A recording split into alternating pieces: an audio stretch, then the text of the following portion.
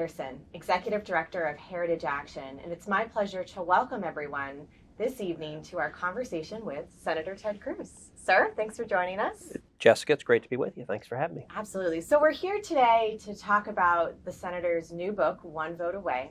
And we're also here today to talk about this historic moment of the confirmation process and vote of Judge Amy Coney Barret. Heritage Action has been on the ground the last 3 weeks supporting this confirmation process. We had 400 activists in town on Monday lining the streets. We've had people going door to door for her, dropping mail. The support and enthusiasm for Judge Barrett truly is through the roof. And we've done all this really to give encouragement to you, sir, and the members of Senate Judiciary. So let's start there. What's it been like to be on the front row of this historic moment? What's your sense? It has been a terrific couple of weeks. And let me say thank you to all of the leaders at Heritage Action for being outspoken, for being leaders, for being engaged. I think Judge Barrett did phenomenally well at her hearing. She was calm and cool and collected. I think her temperament in particular was very scholarly, was very judicial. And the first day of the questioning, you saw the Democrats try to throw a few shots at her, and she just handled them all effortlessly. And by day two, the Democrats were running for the hills. I think they realized that listening to this smart, principled, effective judge answering their questions, it was not good for them, and that they very quickly wanted out of Dodge. You know, one of the things we noticed while watching was that Democrats were just hamstrung on getting policy commitments from her. And it just felt like to me as I'm watching that this was just so revealing of how they view the court, that it's a policy-making institution. It's like they forget that that's their job. I mean, that must have been just nerve-wracking and frustrating to go through. Well, that's one of the things that I talk about in the new book, One Vote Away, that just came out a couple of weeks ago. And it talks about how really starting in the 1960s and the 1970s, the left made a conscious decision to use the courts. They decided democracy was too hard, that it took too much time, and that too many of the voters, when they actually faced left-wing ideas, rejected them. And so the left decided instead that it was much easier just to get 5 lawyers wearing robes to decree the policy outcomes they want, rather than go through the messy process of persuading your fellow citizens and winning the battles in Democratic elected legislatures. Now that means the court, every battle at the court for the Democrats is about power. It is about wanting justices who will decree the policy outcomes they want. They don't care what the law is. They want to win, and 5 justices for them are the equivalent of a majority of both houses of Congress and the presidency. So is that what they mean when they say they want to pack the court? I mean, let's define that, right? Let's be real about what they're talking about here. So packing the court has a clear and simple meaning. It is growing the number of justices, adding additional seats to put your cronies on the bench. The Supreme Court has had 9 justices for 150 years. We've seen a Democratic president try to pack the court. FDR, in 1937, at the height of his power, proposed increasing the Supreme Court from 9 justices to 15. And he did that because he wasn't happy. The court was striking down some of his New Deal programs. He was unhappy with the court. So he said, let's add some new justices so that I can win at the court. And his own party rejected that effort. He had large Democratic majorities in both the House and Senate. And they said, listen, if we do this to the court, it will destroy the independence of the judiciary. It will politicize the court, and it's a terrible idea. If Joe Biden wins, and if Democrats take control of the Senate, they will pack the court. I believe there's a reason why Biden and Harris over and over and over again have refused to answer the question. The American people overwhelmingly oppose packing the court. They don't want to see the court politicized. If Biden's answer were no, he would have said it. The reason he won't answer that question is because his answer is yes. And we also know that because the Democrats have a talking point. They're trying to redefine what packing the court means. And so I guarantee you that in the debate this evening, Joe Biden will say, Donald Trump has been packing the court for 4 years. Because that's the talking point every Democrat is using, and they're trying to redefine filling vacancies when they occur is not packing the court. It's something every president does, Republican and Democrat, and the reason they're trying to redefine it is to set the stage for next year, if they win, expanding the court to 11 or to 13 justices, which I think would be incredibly damaging for all the reasons that Congress said no to FDR. So just unpack this for us a little bit more. So if they were to be successful with this effort to pack the court, the first thing that they have to do is what? Abolish the filibuster? The first thing they would do is end the filibuster, and I think it is 100% that they will do that. If they take a majority, if Chuck Schumer is the majority leader, they will end the legislative filibuster.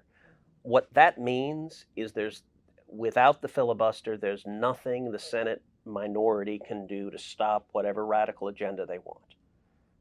I think in the opening months, they'll end the filibuster. I think they will add 2 new states to the Union, D.C. and Puerto Rico. And the reason is nakedly and crassly political. They have said they believe that those 2 jurisdictions would elect 4 new Democratic senators. And their objective is entrenched power. But when it comes to the Supreme Court, I think it's important to understand why they want to pack the court. You know, what I do in the book, One Vote Away, is it's not an academic book. It's not a book for lawyers. It is a book designed to really explain what's going on at the court. And each chapter in the book is on a different constitutional right. So there's a chapter on free speech. There's a chapter on religious liberty. There's a chapter on the Second Amendment. And it takes readers behind the curtain. It takes them inside the court. You know, a lot of folks understand the court's important, understand the issues are important, but it can be confusing. It's hard to figure out what's really going on there. And so before I was in the Senate, I was a Supreme Court litigator. What I did for a living was argue cases at the Supreme Court. And so in the book, I tell war stories of the big landmark cases at the court, many of which I personally helped litigate, and try to make them come alive and be real so that you can understand who the justices are, what the issues are, why they matter for you. And what is stunning, in landmark case after landmark case, many of them are decided 5-4, meaning we're 1 vote away from those fundamental liberties being stripped away. You know, I love the book. Thank you. I love that people love it, though, even more, because so much you're here in Washington, we're in this bubble, and we think that we're the only ones paying attention to the ins and outs of the judicial process, and that's just not true. Yeah. And your book is on the New York Times bestseller list. People are reading it. Which drives them crazy. Oh, I'm sure. The New York Times hates listing it. I'm sure it begrudges them every time they have to write it out. But it shows that there's an appetite for this amongst the American people. They want to see their judiciary do its job. And you get into that. I mean, you really do. And this week, the last month, I mean, it shows firsthand just how significant the Supreme Court is in our daily life. Even if we don't know the jargon or we don't, the right things to say or follow the cases closely, it affects us daily. Well, and it ended up, the book became the #1 bestseller on Amazon in the whole country. I love that. I mean, he hates that too. Well, and I think a lot of people want to understand what's going on in a way that's readable, that's understandable, that makes sense. And let me take a minute just to thank Jessica, you for your leadership, but the work that Heritage Action does, the work that the Sentinels do, it is enormously important. Engaged grassroots activists fighting on the ground is unbelievably potent. And one of the reasons that Heritage Action Sentinels are so effective is because y'all are informed, you're engaged. And a big part of the reason I wrote this book was to help give you ammunition, to help give you information. So when you're talking with friends and family and neighbors, when you're talking with colleagues, when you're talking with legislators, to know, okay, here's really what's at stake. So it's one thing to say, all right, I care about religious liberty. It's another thing to understand. So the chapter on religious liberty, it starts with talking about a case called Van Orden versus Perry, which was a challenge to the Ten Commandments monument on the state capitol grounds in Texas. This is a red granite monument. It's 6 foot 3 inches tall, 3 foot 6 inches wide. It's been there since 1961. And what happened is a plaintiff who was an atheist and actually a homeless man saw the monument and he got offended. He got offended that the Ten Commandments was displayed in public. And so he filed a lawsuit. Case went all the way to the U.S. Supreme Court. We ended up winning 5-4. So there were 4 justices ready to order, send in the bulldozers, tear down the Ten Commandments because you can't gaze on it on public land. Another case that I discussed is a case called the Mojave Desert Veterans Memorial. This is a lone white Latin cross erected to honor the men and women who gave their lives in World War I. The ACLU sued, arguing the same thing. You can't have the image of a cross on public land. They won. The district court ordered tear down the Veterans Memorial. The Court of Appeals, the Ninth Circuit, ordered tear down the Veterans Memorial. They actually covered the cross initially with a burlap sack with a chain and a padlock, and then a plywood box. It went to the Supreme Court. We won 5-4. There were 4 justices ready to say, tear down the Veterans Memorial, and they're not far from saying, bring out the sandblasters and remove every cross and every Star of David from every tombstone in Arlington National Cemetery. This is a radical agenda, and if Joe Biden wins, if Democrats pack the court, that's what happens. These cases, the title says it all, one vote away. We're just right on that line on each of these issues. And it does harken back to the conversation we were having earlier on the filibuster in particular. And I really want our activists and our membership and our sentinels to understand this. The filibuster, if the worst happens on November 3rd, the filibuster truly is the last line of defense that we have against this liberal extreme agenda in the Senate. I mean, this is going to be our line, and we want to bolster support for you all in the Senate to hold that line. It's not about, Senate procedure and I mean, while Senate procedure is beautiful and we can talk about that, this is truly about having a process that needs to be weaponized to support America and our founding. I mean, that is significant and shouldn't go understated. Now, of course, we hope we don't have to use that weapon, but we're prepared if we need to have that support for the filibuster. By the way, just yesterday, Senate Democrats filibustered. They used the filibuster to stop a COVID emergency relief plan. $500 billion. Every Democrat voted to filibuster it. They stopped it. And the reason is Nancy Pelosi and Chuck Schumer want to maximize economic pain. I think they've made the judgment that the more people who are broke and unemployed and home and pissed off, the better it is for Joe Biden. So they're using the filibuster right now, but if they take the majority, their intention is to get rid of it. And it's worth understanding why that is so dangerous, the radical policies they'd implement. I'll give you another example, another chapter from the book. Second Amendment talks about Heller versus District of Columbia, the landmark Second Amendment case. Now that arose here in D.C. A fellow named Dick Anthony Heller, who was a federal police officer. He carried a gun at work. He was not allowed to have a gun at home. D.C. laws made it illegal for him to have an operating firearm at home. He challenged it in court, said that's contrary to the Second Amendment. The case went all the way to the Supreme Court. I represented 31 states in Heller defending the individual right to keep and bear arms. We won 5-4. Justice Scalia wrote the opinion. It's I think, the finest opinion Justice Scalia ever wrote. The 4 dissenters, and this is important to understand, the position of the 4 dissenters wasn't that some gun control is sometimes okay. Reasonable minds can differ on that. We can actually have an intelligent conversation about where those lines should be. But that was not the position of the dissenters. The position of the dissenters was that the Second Amendment protects no individual right to keep and bear arms whatsoever, that it was only what they called a, quote, collective right of the militia, which is fancy lawyer speak for a non-existent right. What it would mean is that the federal government, the state, your municipal government could make it a crime, could make it a felony for you or I to own a firearm, and we would have no right whatsoever to challenge that in any court. It effectively erases the Second Amendment from the Bill of Rights. We're one vote away from that. And by the way, Joe Biden has promised every justice that he appoints will vote to overturn Heller. So to understand what the stakes are, if the Democrats pack the court, they will pack it with justices that will erase the Second Amendment from the Bill of Rights. Those are the real stakes. And the book is trying to give folks the information to understand this is not about sort of arguing. By the way, none of the Democrats admit this. No, they can't.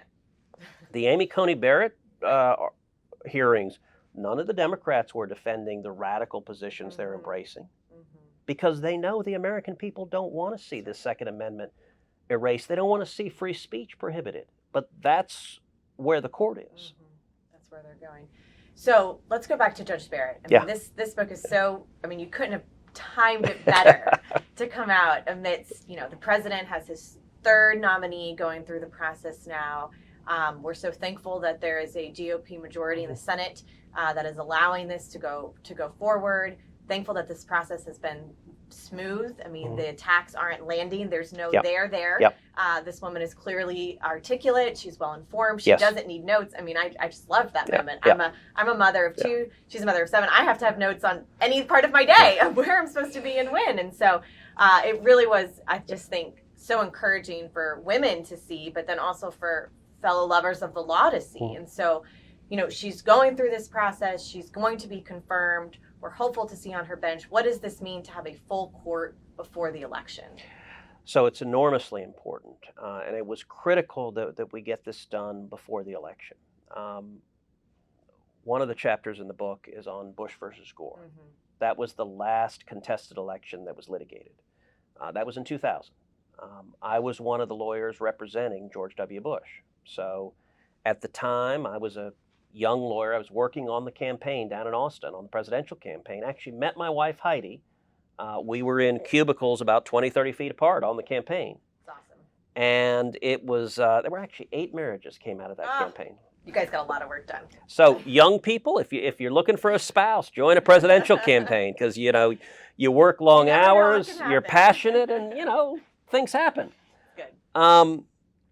But what happened there, to refresh people's memories, on election night, George W. Bush won.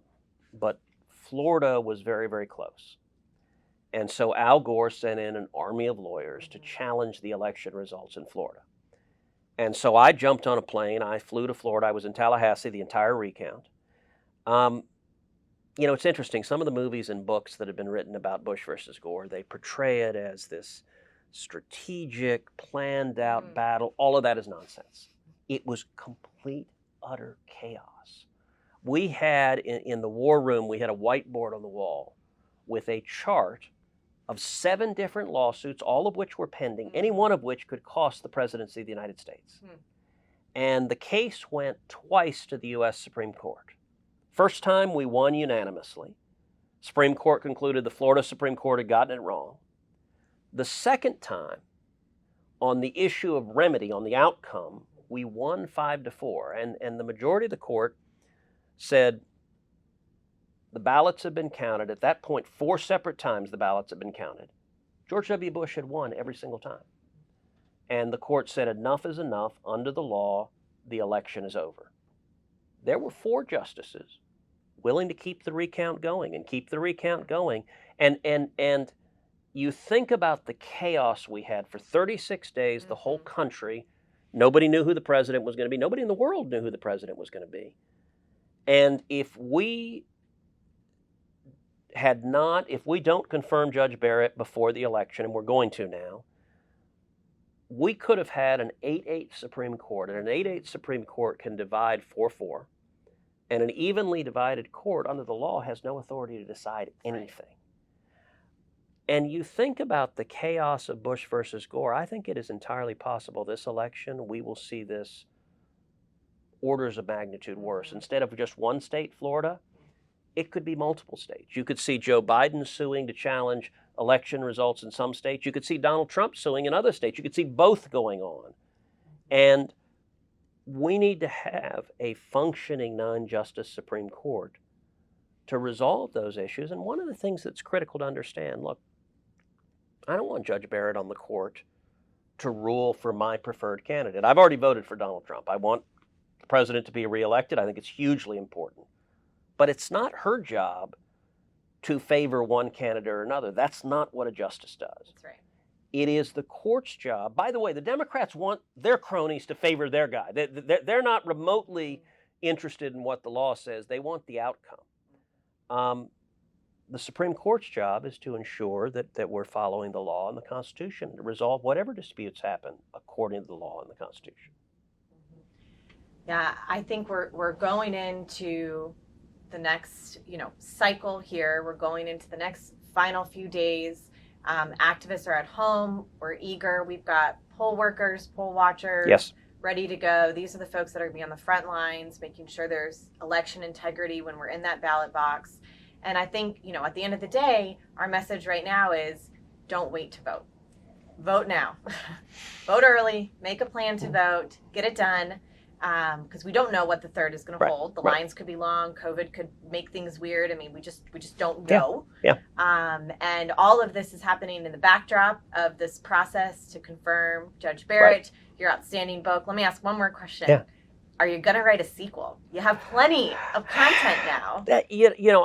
I'm sure I'll write another book. This is my second book. The first one was called A Time for Truth, and it was a blast writing that. And this book, I will say that the timing of it is a bit serendipitous.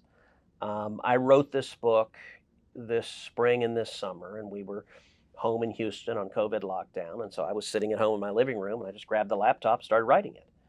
And I was taking care of my 1-year-old during that time. I just want to put everything in perspective. Well, I understand, and we've got books. I'm cleaning up spit up. I mean, it's good. Well, and you're leading Heritage Action and battling to save the country. So, and our girls are 9 and 12. So I fully understand. By the way, Judge Barrett and her husband, 7 kids. 2 is more than we can handle. So it's amazing. It is not an easy thing to do, but I wrote it, obviously, this summer. I didn't know we'd have a Supreme Court vacancy in October.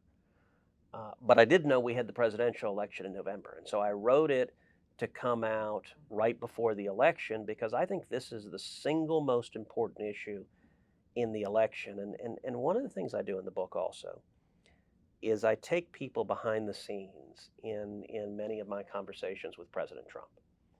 And for each of the 3 vacancies that we've had the last 4 years, he and I have had very serious conversations about the court. And he has leaned in asking me if I wanted to serve at the court. And I've told him no 3 times. Now, I want to be clear, he didn't offer me the seats, but these were... Well, he put you on his list. He did. And actually, I tell the story of his putting me on the list. So it was...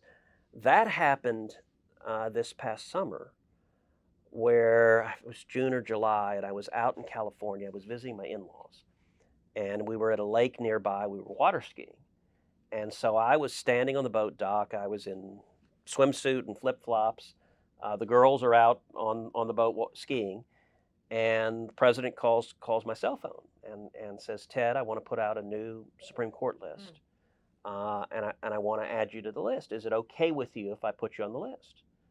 And I said, "Sure, Mr. President, if it's helpful, if it's beneficial to put me on the list, I'm happy to be on it. I'm honored to be on it. But you should know I don't want the job and I wouldn't take it." And, it's interesting. A lot of people are surprised that I don't want to be a judge. And what I talk about in the book is a principled judge stays out of policy fights, stays out of political fights. If I were a judge, that's what I'd do. I'd stay out of them. I don't want to stay out of them. I want to be right in the middle of them. And the Senate right now is the battleground. I want to be part of confirming 2, 3, 4, 5 principled constitutionalists to the court. I just don't want me to have to be one of them. Yeah, well, I want to be in the middle of it with you too. Heritage Action is in the middle of it with you. We're thankful for your leadership. We love this book. If you haven't picked up a copy, please pick up a copy. We have some to give to our Sentinels as well. Sir, thank you so much for being with us, taking the time to have this conversation today. We're eager to get Judge Barrett through, and we'll see you on the other side of this. awesome. Congratulations. Thanks for all your good work, and thank you for everything we're going to keep doing. Absolutely. Thank you all for tuning in, and we'll talk to you soon. Thank you.